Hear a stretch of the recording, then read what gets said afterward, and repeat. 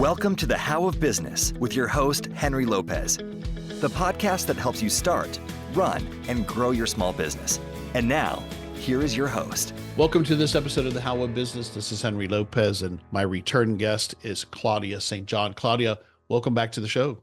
Thank you so much. I'm delighted to be back.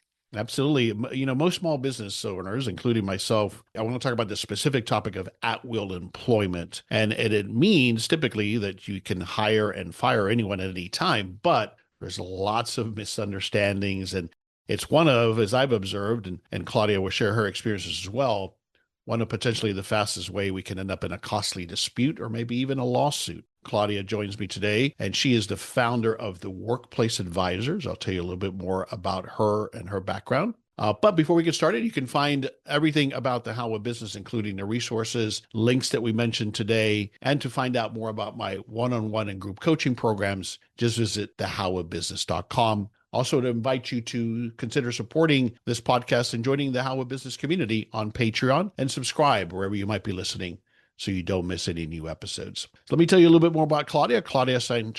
is a keynote speaker, best-selling author, and the founder and CEO of the Workplace Advisors, which is a leading HR consulting, recruiting, and training firm specializing in equipping businesses with the consulting and support and people skills that we all need to grow. She's a senior professional in HR. She has that certification. She also is a senior certified professional and a certified professional behavior analyst. All that means is a lot of credentials, a lot of experience, a lot of years of doing this.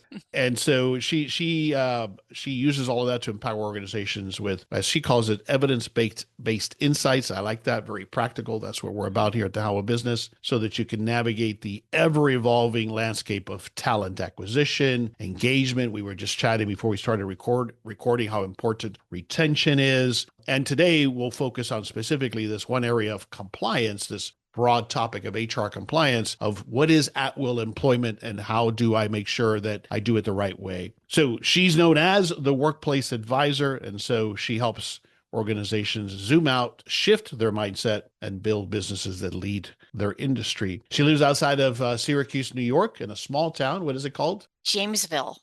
How did you end up there? I'm always curious. You know, my husband, ex-husband, now went to Syracuse University, and we lived abroad. And when we were coming back, we were just looking for a great place to raise a family. And I had a lot of criteria in that search, but I did not have weather as one of my criteria. Yeah, obviously. So as we speak, it's very cold. So yes. Yeah, but beautiful part of the beautiful country. part of the world. Yeah. Absolutely.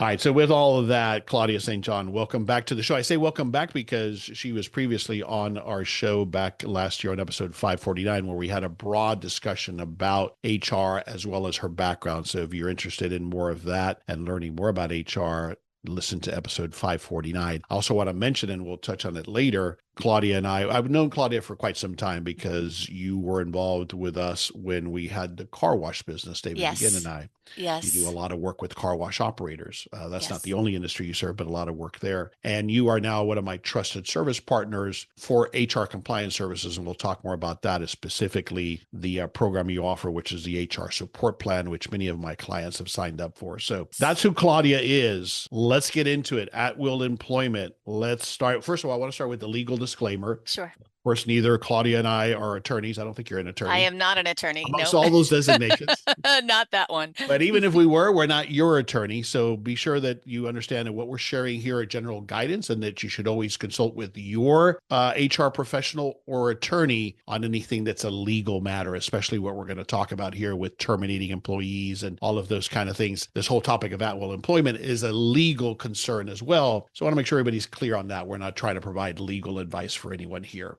Absolutely. Yeah. So let's start with defining it. What is at-will employment?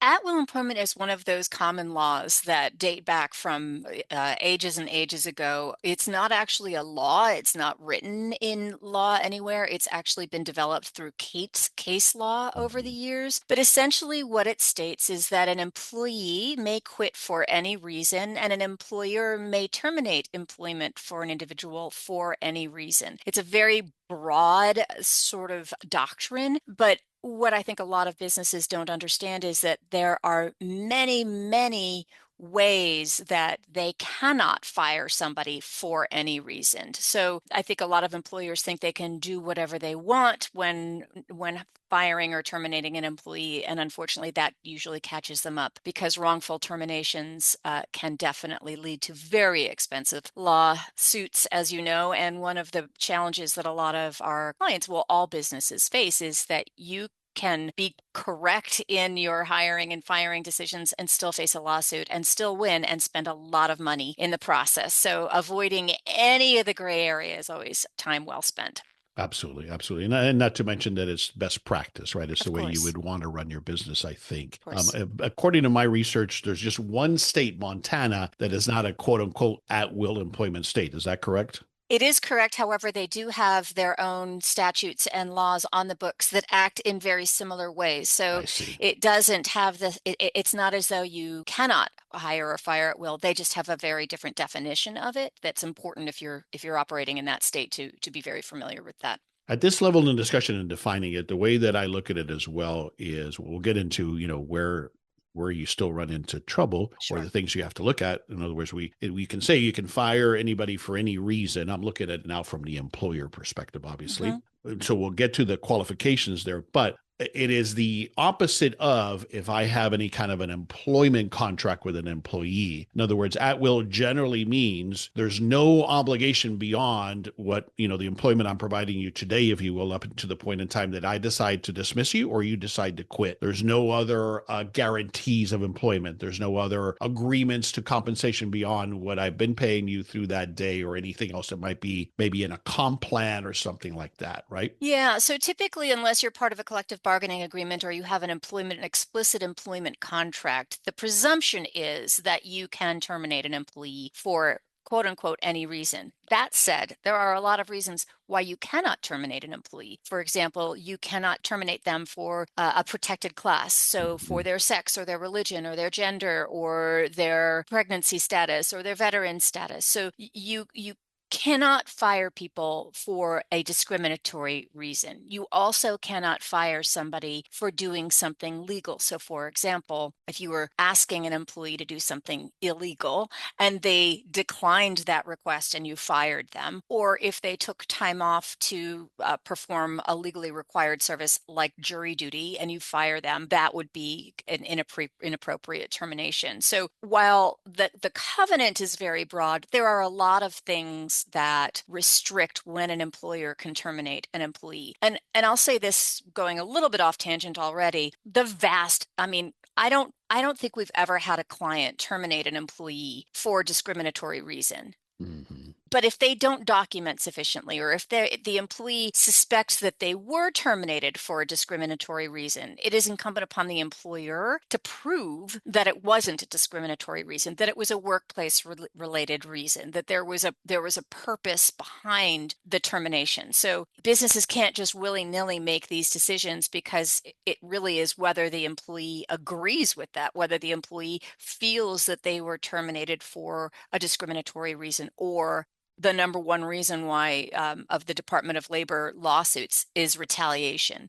So Mhm. if you retaliate against an employee for having done something that is considered illegal, and that's where you get into some of these very difficult lawsuits and challenges. Right. And that retaliation could be depending on the size of your organization, could be that me as the owner, the boss, they refused to do something illegal or they reported me or something like that. And so I'm retaliating. It could be that if I've got multiple layers, a manager who an employee has, let's see, circumvented them and come to management and say, I have a problem. And now that manager fires them for having done that. That's a type of retaliation as well, right? Yeah. Absolutely. So, I think a very common one is if there's an occupational safety and health visit or a compensation. If they get if an employee whistle blows, for Mhm. example, and then they get terminated, that is like Big one. absolutely the Yeah. most obvious That's going to get you in trouble. Yeah. unlawful termination. Yeah, For exactly. example, an employee, I've had a client who in the past, for not on purpose, they just missed some issues in California on overtime pay. They corrected it. But if an employee had reached out to the California Workforce Commission, I don't think that's what they're called, but whatever they're called, and reported it, and then I terminated that employee for saying, well, why did you rat us out? Yes. that's a wrongful termination example. Absolutely. Yeah, that's Absolutely. retaliatory. That's retaliatory.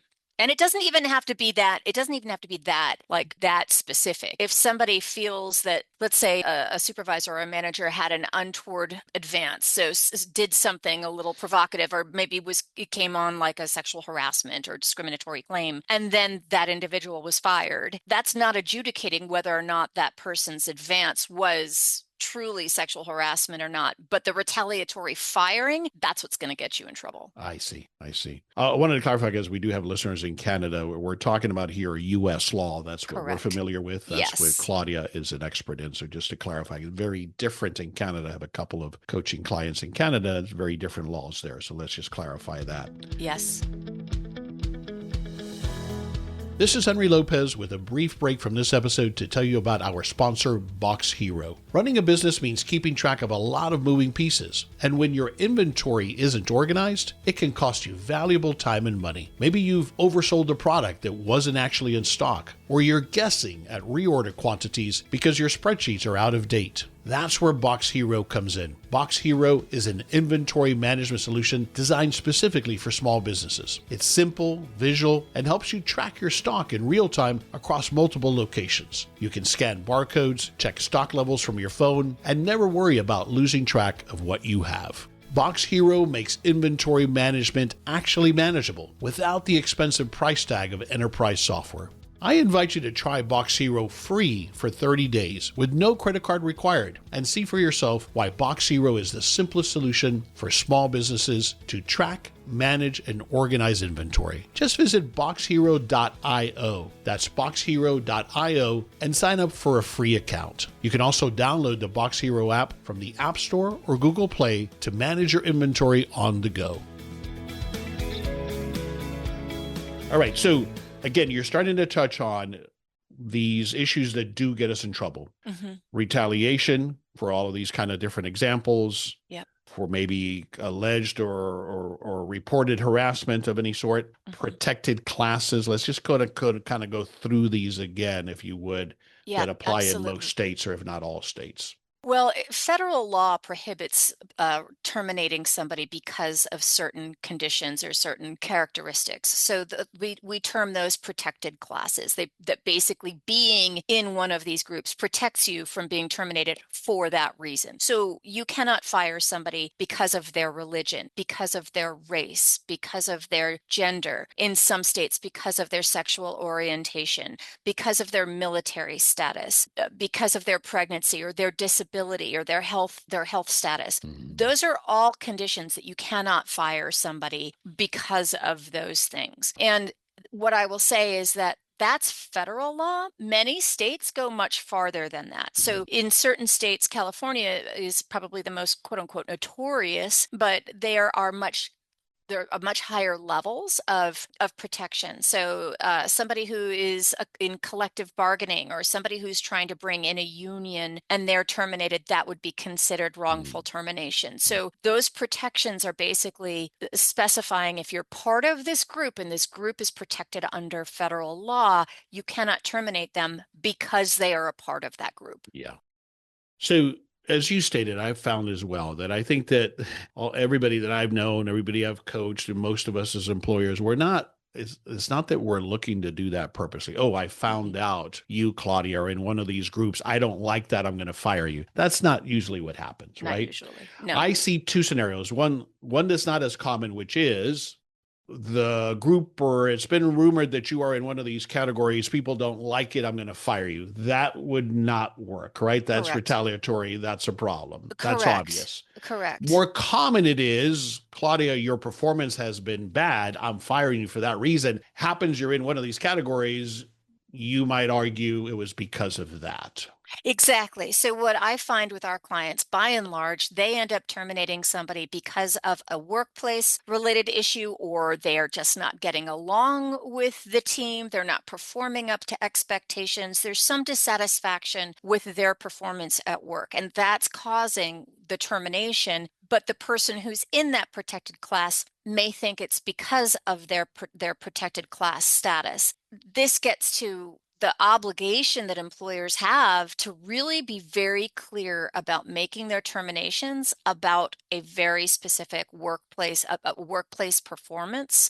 And that's where documentation comes in. What we find is that many of our clients have somebody that they just cannot, they've got a Sam and they cannot deal with Sam. Sam has been a problem forever and they want to get rid of Sam. And then Sam does something and they're finally done with Sam and they want to fire Sam. But all of the conversations that they certainly had, and our clients do have those challenging conversations about time and attendance and performance and interpersonal skills. They typically don't document them. And so when they make that termination and when they get hit with a lawsuit, they go back and there's nothing in their files that speaks to these ongoing challenges that they've had with these problem employees. And so that practice of documentation is critical because it can give you the defense necessary to say, look, it's not because Sam is a protected class, is a person of color and pregnant and whatever. It's because Sam failed to perform the duties of the job. And we've had these conversations. So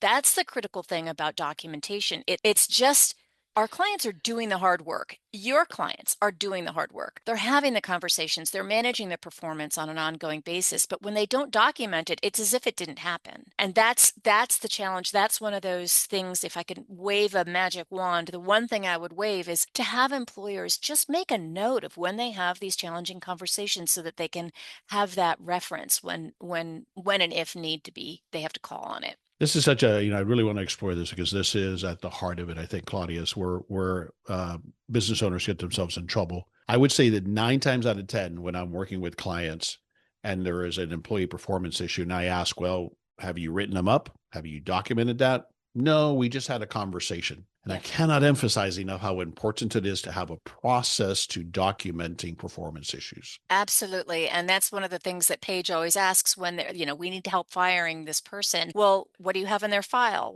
Exactly. How have you documented it over time? And invariably they haven't, because I think most of our clients are optimists. They had the Yeah, conversation and they want to hope that that was it. And now they right. don't have to have that And it's conversation also a again. conflict. So it's like something oh, gosh, I have to deal Yeah. with this now. Let me just deal with it. And then I think also people think they got to write a novel, and it's not the case, right? We No. can just document times, points that were made, issues that were addressed. Some kind of a timeline even is always great Yeah, if there's a series of absolutely. issues. I think what I do see sometimes that exacerbates things is that person has been terminated. Shows, look at my last review and how glowing it was. There That's was no another one. mention of this. Yeah. Exactly. There's no mention in the performance evaluation. They got a standard, 3% raise along with everybody else. There's nothing from a document standpoint that shows any problem. So all of the standard things, let's look at your performance evaluations and let's look at your merit increases. It may all look on paper like everything's fine. And it belies the fact that they might have been having real challenges with this Yeah. employee over time and they just didn't write it down. And I find that the reason that happens, companies that do that, is they didn't want to have the confrontation. It was just easier to overlook it. And or the manager hasn't been trained on how to properly do an evaluation if they do them at all. And so I think it stems from that. And also, as you said, we have the tendency to want to save people, right? So, Mhm. or be positive and encourage them, but you're just undermining then your position when you do need to do something about that person's performance. Absolutely. And I think there's two different documentations that we're talking about here. One of them is the documentation that may be part of a progressive disciplinary system. So if your Mhm. handbook says we're going to have a 4-step disciplinary system, and there is a requirement that you document or have a written write-up of the situation, that's one form of documentation. But the other is just having a manager keep in their files or keep in their notes somewhere every time that they've had this conversation with that employee.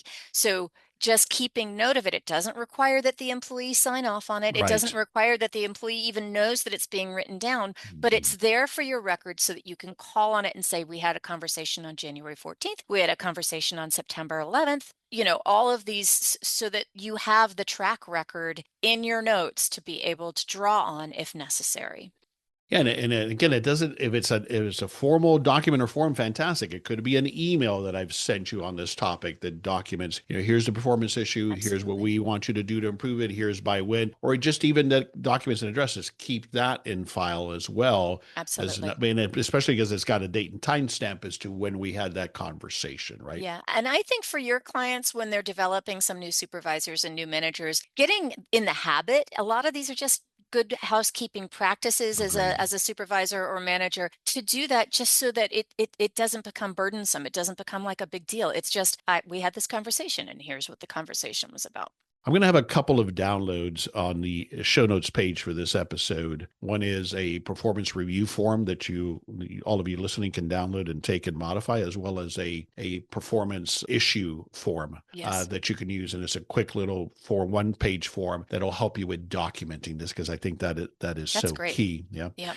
So go to the howbusiness.com show notes page for this episode, and you'll find those two free downloads. Let's continue walking through this, because we talked about that ongoing, not only as part of a regular performance review. And again, I find that most employers don't do them. And so if you don't, start doing that, even if it's once a year. I like twice a year, but what are your thoughts there on formal performance reviews? I think formal performance reviews at a minimum twice a year because Mhm. it's just is a year is too long. You look back, you look back at where we were this time last year, and it seems like an eternity. So, Mhm. and performance evaluations are really an opportunity to say, and this is what an employer's responsibility is. Here's what my expectations are of you. Do you understand those expectations? Let's talk about how you're satisfying those expectations and then adjust. And if we're only doing that once a year, we're missing out on the opportunity to really improve performance and really clarify that expectation, because I do believe most employees, they want to satisfy their boss's expectations. The Mhm. problem is where they're not clear about it. The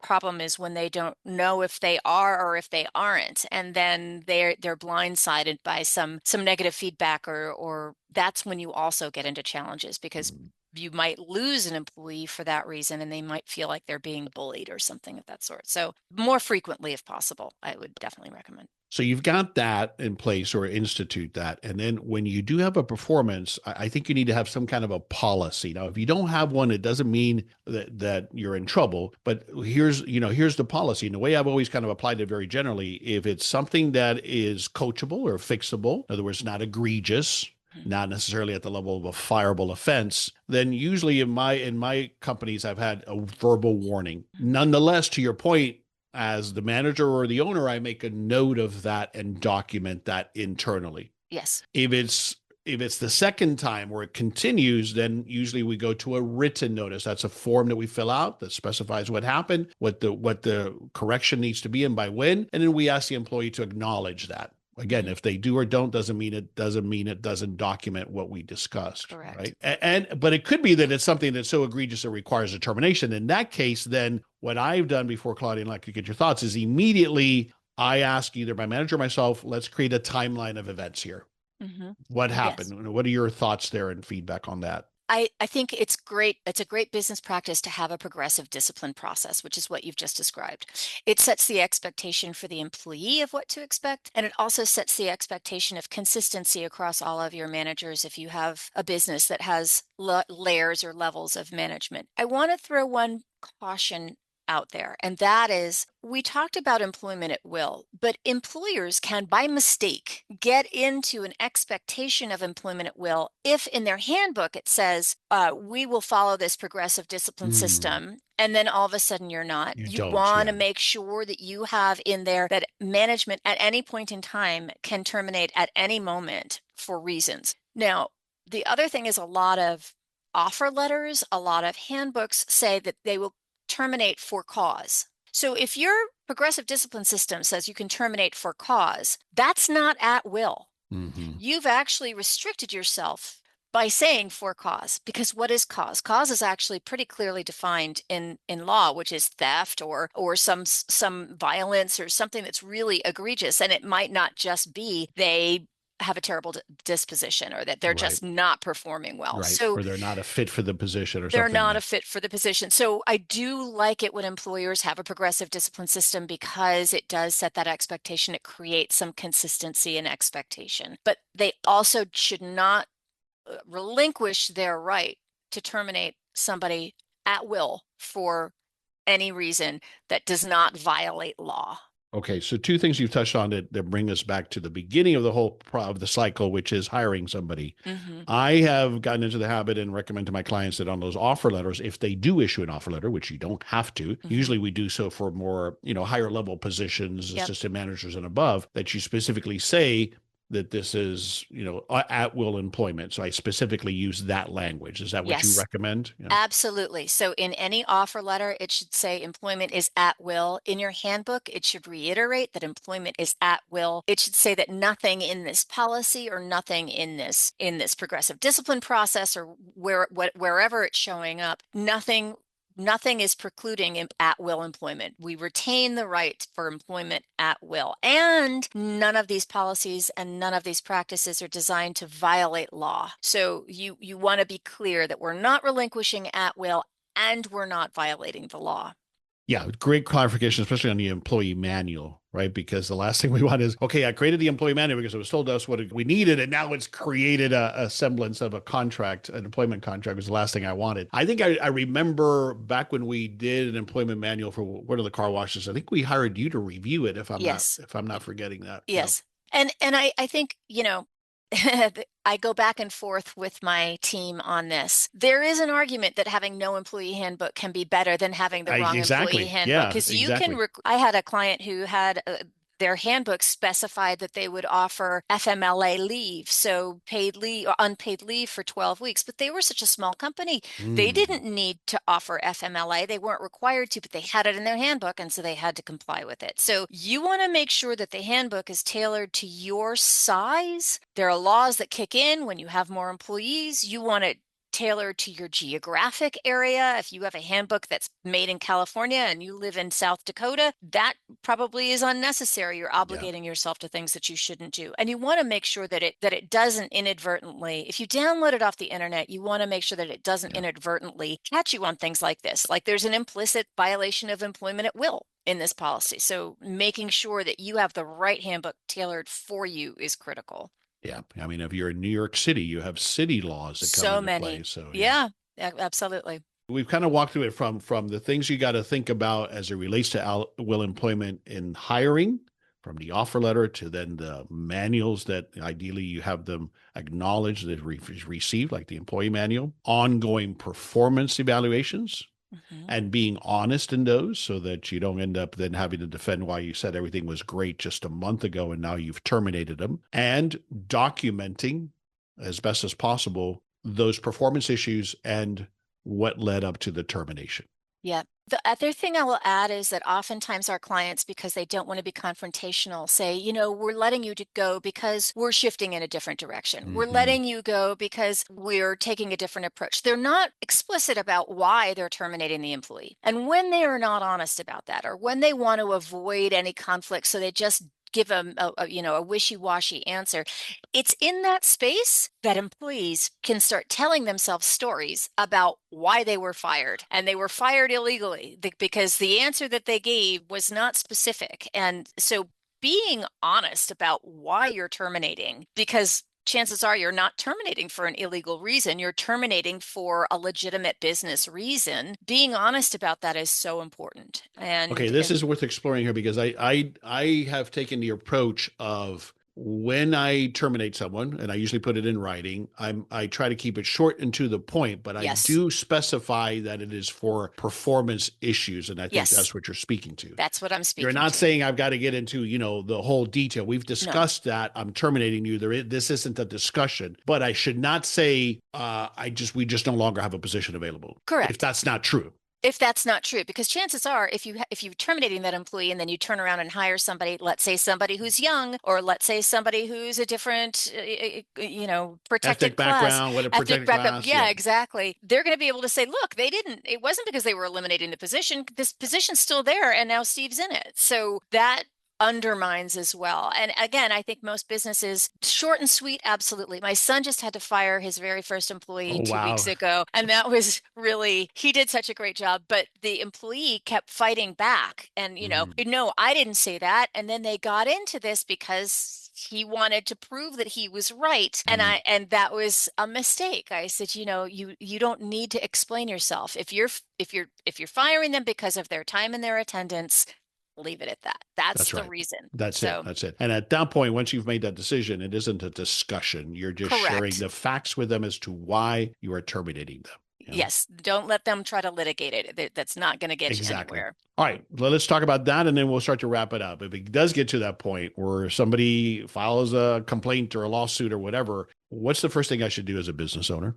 The minute you get a lawsuit or a complaint of that sort, I think you should contact either your HR consultants or your legal advice. You want to make sure that the attorneys that you're contacting are labor attorneys, because I find that a lot of businesses use corporate lawyers or business attorneys. That is not the same discipline. So you really want to make sure that you have somebody, because that's where your opportunity is to avoid a lawsuit. We do recommend that businesses have employment liability insurance, EPLI insurance. If you don't have it, please get it. It protects you for lawsuits like this. And oftentimes that's your first place to go to And is I your think most people would EPLI. assume, oh, I've got that in my general liability policy, but that's not the case. It's not. That's a different. And EPLI insurance is going to require that you have an employee handbook, because they're going to want to make sure that your practices, not only your policies and your practices, coincide and are legal. And so EPLI is a great resource. And oftentimes they will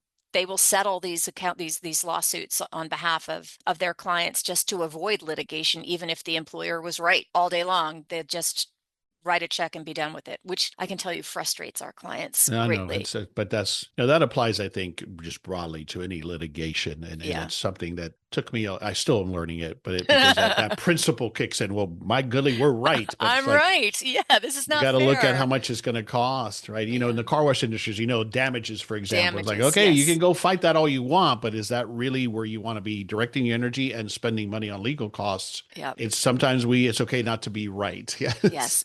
Yes, exactly. And EPLI insurance does help. It lets somebody else make that decision for you. Exactly. So, Good point. yep. All right, so let's talk about, as you mentioned, the services that you do offer, the workplace advisors. First of all, give us the high level information on what you guys do.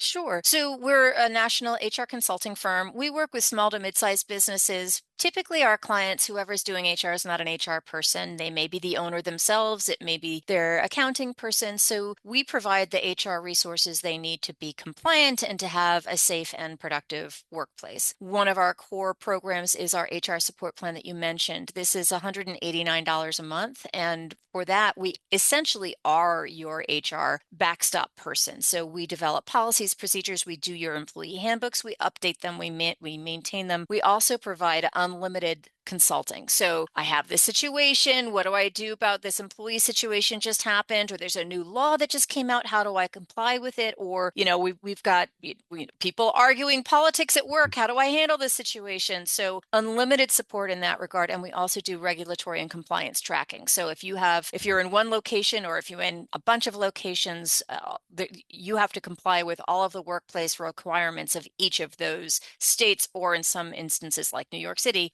those local geographies. So that's our core sort of anchor program. We also offer full service recruiting. We have junior, senior, and executive level recruiting packages that are available. We have compensation. We do a lot of employee development. We do behavioral testing. If your clients are not testing their employees before they hire them, that is one small thing you can do to avoid a mishire and to make sure that you're hiring the right people. So that's a good practice. All of our pricing is affordable. It's designed to be affordable to meet small businesses where they are. But we have some very, very big businesses that also use our recruiting services and use our compensation and our employee support. And some of them just use us to help them track. They have full fully fledged HR departments, but they let us keep all that tracking and the handbook and policy work. So we Yeah, and really meet our it's also clients serves where as they a are. third party compliance component, yeah, which is so critical. Absolutely. Yeah, I think at this price point, it's a no brainer for businesses. I was going to ask you, how many employees before it makes sense, but I think one employee and it makes sense. But what do you recommend when I get to X number of employees? It's definitely. Do you have a recommendation there? By the time you're at 10 employees, you have employees. I mean, anybody under 10 employees, they can maybe skate by with just having things the way that they are. Those tend to be more intimate work environments. They tend to know each other very well. But by the time you have 15 employees, you have different federal laws kicking in. So I the see. Americans with Disabilities Act kicks in at 15 employees. And many states, there are a lot of laws that kick in right when you have one employee. So typically we find around 10 is when employers reach out to us, but we have, I would say, a good 20% of our client base is under 10 employees.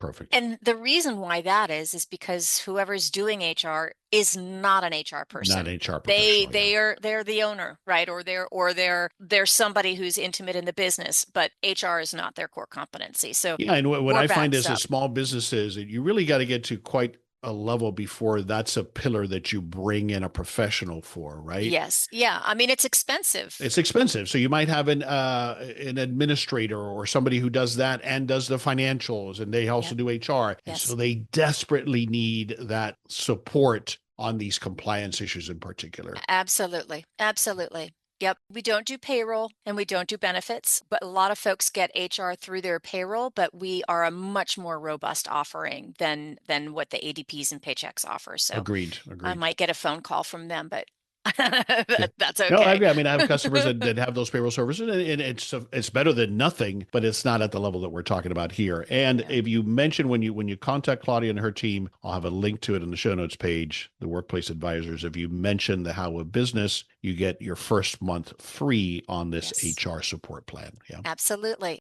So take advantage of that. We love your clients. They're wonderful. Appreciate that.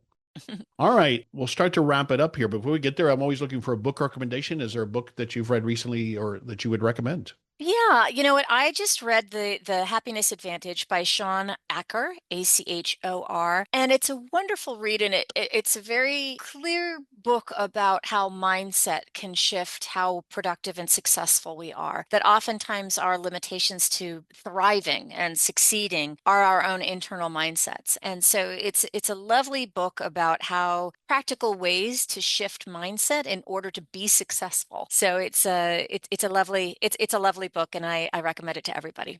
Excellent. Thanks for the recommendation. I'll have that on the show notes page as well. All right, Claudia, let's wrap it up. What's one thing you want us to take away from this conversation about at-will employment from a small business owner's perspective?